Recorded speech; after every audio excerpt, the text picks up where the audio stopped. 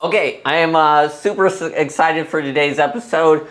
Today we are going to be talking about one of my favorite films, Silence of the Lambs. Normally on this channel, although I'm very young, although the channel is very young, we normally just discuss like film theory and film concepts. But today we're going to be specifically looking at this sequence from Silence of the Lambs and sort of explaining why it works.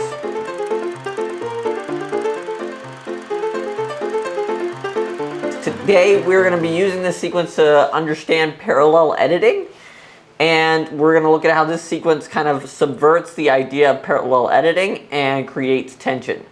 Heads up, it helps if you've seen the movie before to understand what's going on. Silence of the Lambs. If you haven't seen it already, what are you doing with your life? Okay, to give us some backstory to what happens before the scenes, both the FBI and Clarice Stallings are on Buffalo Bill's tracks, okay? The FBI believes they are right there at his doorsteps, and that's where the scene begins. At this point, we see an establishing shot, a wide shot. We even get a little super that says what the location is. The following shot is of Buffalo Bill picking up a roach. Now, what is our assumption? Isn't our assumption that the second shot is taking place within the house of the first shot? The assumption at this point in this sequence is that that first shot is an establishing master shot, and the following shot is within that house, right? Concept of creative geography, which we get from Lev Kuleshov, old Soviet guy. Let's continue. And now there are guys with guns coming up to the house. Then we cut back to what we presume is the inside of the house. Again, we're doing parallel editing, we're cross-cutting here, nothing fancy. We have a guy run across the screen, and we cut on action to Buffalo Bill cutting the screen in the opposite direction, right? We talked about cut on actions. This is a good match cut here, showing that we're parallel editing again. This cross-cutting does add tension to the film, though, right? We see the FBI surrounding the building, and we know what's going to happen, right? It's irony that's working here. We know, or we're assuming, that eventually they're going to break in there, right? So it's creating tension because we're like, we know what's going to happen, we're just waiting for when. She's in a lot of pain, mister. She needs a vet.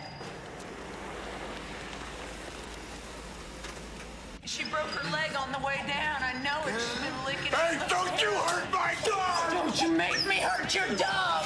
Hey, you don't know what pain is!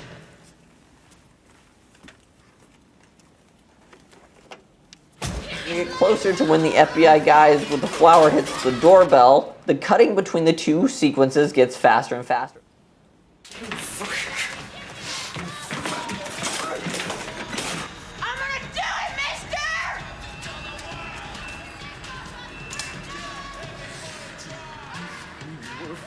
Finally, he rings the doorbell, and now we have a sound bridge, right? We have the sound of the door ringing when he presses it to ringing on the inside. We hear the bell start in the shot with the FBI, and that ring continues to a shot inside Buffalo Bill's house with the alarm.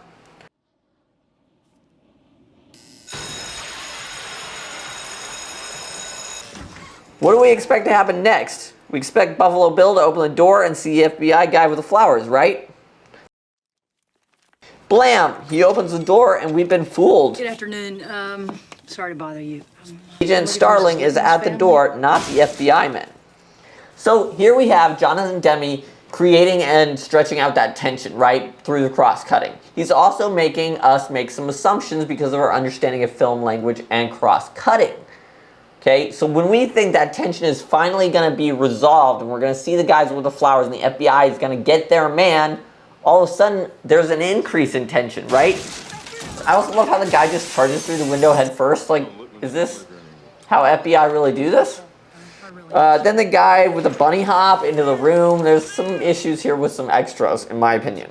So now things change, right? We have a new problem. The tension switches from what is the confrontation of the FBI and Buffalo Bill going to be to Clarice Starling is in his house and doesn't know it. This dramatic dolly into Jack shows us that he knows there's a new tension.